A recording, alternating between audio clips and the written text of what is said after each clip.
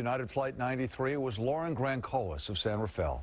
She was 38, 3 months pregnant, and she called her husband during the flight to tell him how much she loved him, knowing that she was never going to see him again.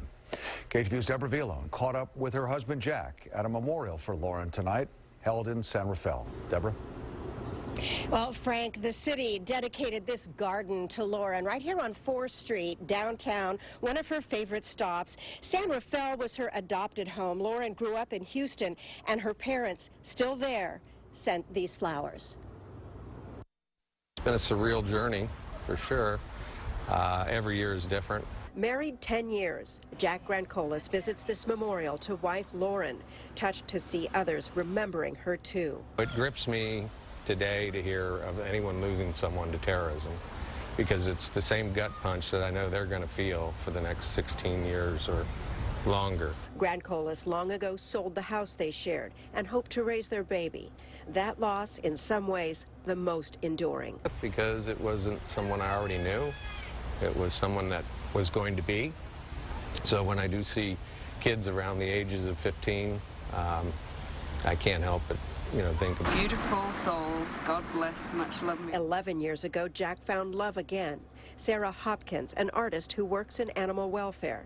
Sarah and Lauren would have been great friends, and she's been a wonderful comfort and savior to me. So makes the mornings happy again. And Lauren's like a kindred spirit, and she's like a guardian angel to me, and I never felt it was a threat or a taboo. It was always a sweet sharing that we had. Their tradition each year is to lay flowers, then go to dinner at one of Lauren's favorite places, talk about her and her heroism. That became a field of honor forever. Jack finds it wrenching to go to the Pennsylvania crash site, a memorial now, but appreciates the vice president's comments. Men and women who looked evil squarely in the eye, and without regard to their personal safety, they rushed forward to save lives. Lauren's voice message from the plane was calm. There was a problem, she said, but she was fine, and she loved him.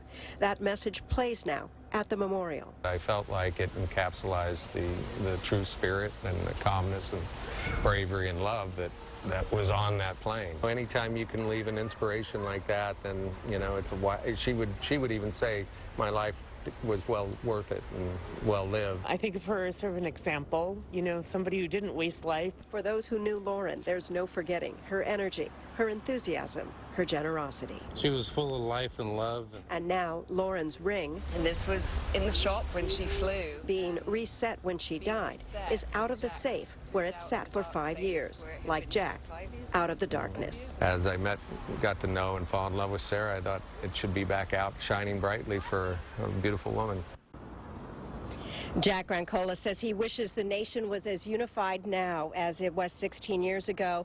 And fighting terror, he believes the U.S. must punish those who fund and arm extremists in order to stop them. Frank?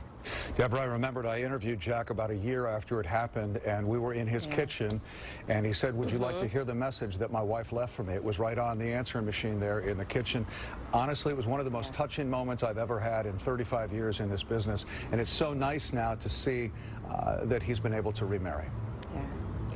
It is, and he knows that Lauren would want to see him happy. And as far as that message, Frank, he said it wasn't an easy decision to share that with the world, but he thinks it does say such a strong, positive message in the end.